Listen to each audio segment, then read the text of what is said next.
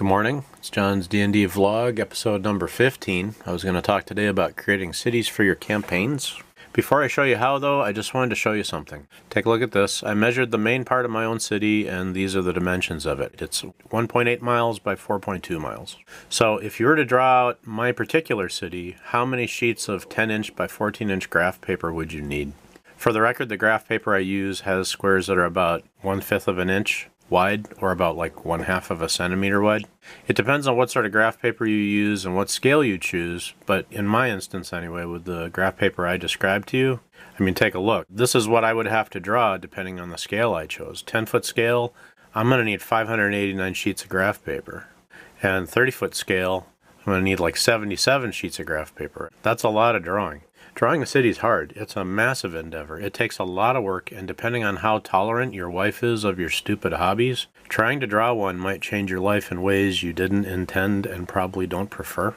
So be careful. Real life should always trump your hobbies. So once you realize how much effort you're talking about, you need to just accept something. You're not going to be able to include everything, all of those little teeny tiny details of a city in your city map. It's just not wise. Somebody might try, but you don't have to. Instead, think of a map of a city merely as an approximation of the city, a miniature of a miniature. If you bring that attitude to the project, you probably won't go crazy and you'll probably get to stay married, probably. So anyway, here's a sample of one city that a company drew back in the 70s. Let's look and see what they did. This is a product that was released back in 1981 by Judges Guild. It was first released back in 1977. It's called the City-State of the Invincible Overlord. What these guys did was to not just use 10-foot scale or even 30-foot scale. Instead, they went all the way up to 120-foot scale. The result being these two maps. One map is for the DM and the other is for the players. The two maps measure 23 inches by 29 inches and were just folded and placed into this booklet here. When you bought the product, they were between the pages. At 120-foot scale, the map represents a city that's about 1 mile by 1.3 miles wide. As you can see, they included a lot of details. They're good quality maps. The product also includes a booklet that describes the different areas within the city. There are a lot of NPCs listed here for your players to interact with. They also talk a lot about the government, and they show the maps for the castle, sewers, and a whole bunch of other details. It contains enough info for a DM to completely run an entire city. So why do you even need a city in the first place? Between your character's adventures, and honestly speaking, even during them, players will sometimes need a place to go to rest and re-equip, to learn new spells, and to find new information. Cities are also a good place for you, the DM, to introduce your players to their next adventures. I also bought this other version of it from 1987. When I first bought it, I assumed that it would just be an updated version of what was released in 1977. It wasn't though. As you can see by the maps, it's a completely different place. It also contains a castle within it, but the maps for the castle had to be purchased separately in this other product. It's not exactly what I intended to get, but at least now I have two cities to work with and not just one. When it comes to actually sitting down and designing the city, what you're probably going to find is that you, if you happen to be like most other people, have pretty much no idea whatsoever about the types of businesses to put into a medieval city. Butcher, baker, smithy, after that most people just don't know. Anyway, it's one thing to draw just a bunch of rectangles. That's easy. It's another thing completely to give the rectangles some meaning and like enough flavor to the point that it feels like a city and not just a bunch of rectangles. So here's a suggestion. In your first and second edition Dungeon Master's Guides, they give a list of professions that existed back in the day. In the first edition Dungeon Master's Guide, you'll find it on page 12. The list, though, is pretty small. If you want a bigger list, something more fuller, check out your second edition Dungeon Master's Guide. The page numbers appear to change, though, from one printing to the next. So in my 1992 version, I found it on page 105, but then in the 2015 reissue, second issue reissue of the Dungeon Master's Guide, I found it on page 144. So you're going to have to scout around for it, but it is there. It's an important thing to the game. So anyway, once you've designed your city and you've put in all the big details that you feel like putting in, then you're going to still have a whole bunch of random empty spaces. You just go to your Dungeon Master's Guide and you look at those lists and you just pick random lines out of that list and you assign those to the buildings in your city. And if you do it like that, you can fill up the rest of your city without too much frustration. So this is the city. I'm going to show you the city that I did for my own book, Asmarine. I cheated a little bit. This is like one neighborhood of the city. It's called Old Town. And in this whole big map of the entire city of Eastbrook, Old Town is just this little teeny tiny square right there. I do another thing too. I don't tell them the scale. I just drew in all the buildings and I put in what I wanted where I wanted it. And then this is where the adventurers spend most of their time.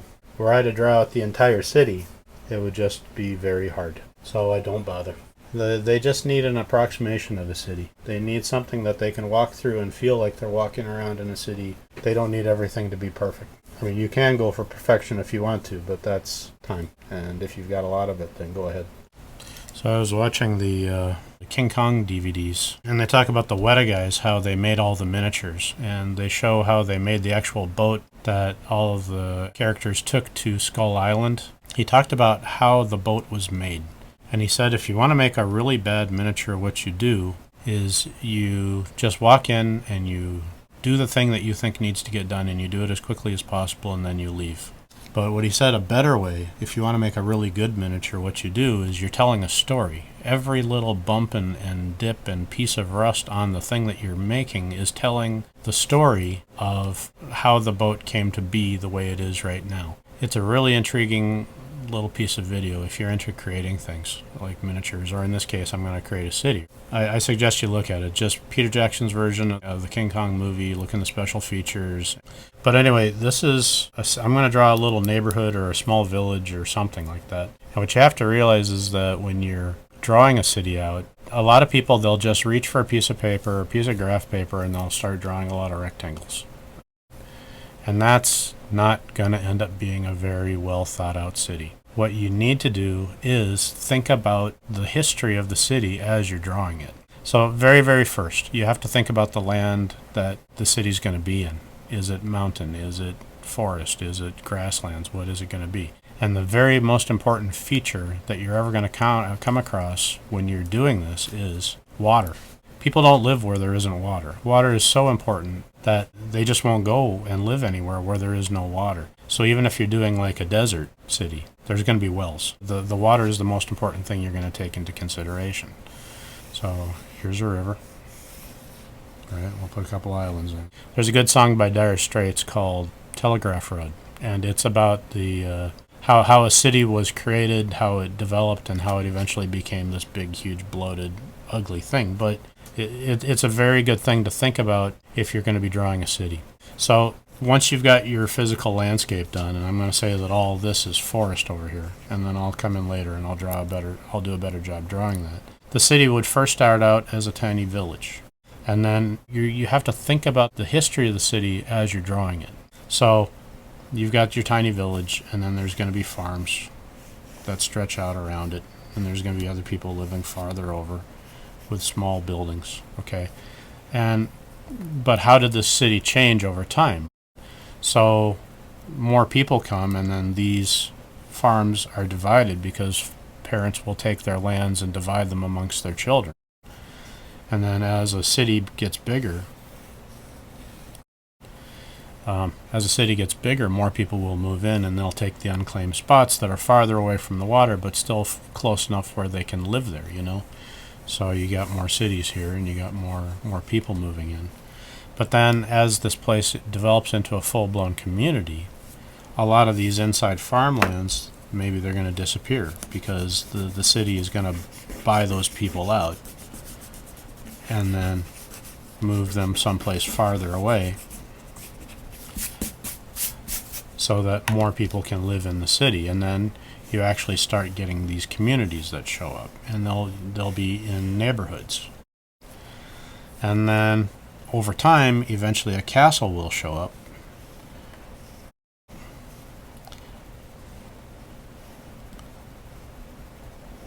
And then that's the place where all the farmers and everyone runs to when the city's being attacked.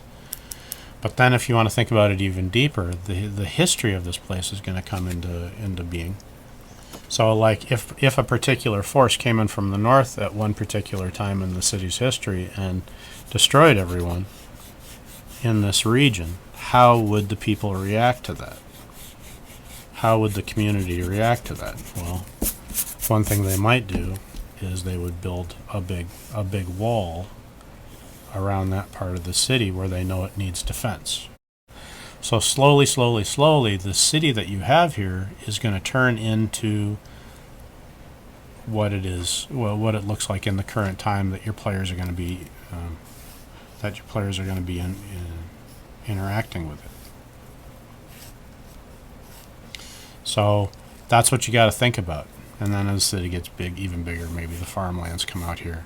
And then this is how you start drawing, right? Eventually this turns into something that it's not just a big sheet of graph paper with rectangles on it, but it looks like a living, breathing thing. Anyway, so that's all I'm going to be showing you today. Maybe I'll go through and I'll draw this city out a little bit better. But if you can think like this, you can make something that's more than just a piece of paper with rectangles on it. You can make a city that has a history and a personality, which is a much more interesting place for your player characters to be walking through. I took that quick drawing that I did, and I've developed it a little bit farther. All I've really done is just drew the water. The water's here, and it also goes around the castle. And then I've also drawn a tree line, but I haven't... This is bare bones, right? This is the absolute basics. And I've drawn the roads. So from here on out, what I would do is I would draw all the buildings. And after that, I would assign contents to each building. So like this is a baker, this is a pottery shop, this is a vegetable store. You know, I would take some time figuring out how to do all that, but I'm not going to do it today. The best thing to do when you're making a city, once you've got this part done, is you start asking yourself questions. So where do the police live? Where does the military live? How do they get rid of trash? How do they give water to everybody? Or does everybody just go to the river? They probably have a series of wells set up all about the city. Is it a popular city? Is it a dying city? Is it a growing city? I mean, right here I've just drawn trees, but wouldn't it make sense instead to actually have this starting to develop? And if that's the case, then maybe there is a settlement over here that's starting to grow. So you just start thinking to yourself about all these questions, and then you fill in the blanks, basically. Okay, well that's the basics on what to do from here. I did this one fast. It's not as pretty as what I usually want to do, but it's a good start. I'll put it like that. So anyway, that's the end for today. Next week's going to be week 16, and I think I'm going to start talking about how to make your modules. Anyway, have a good week. Thanks for listening. I really appreciate it. Please subscribe to my channel. Please tell your friends about me. Thank you very much. I'm very grateful. Bye-bye.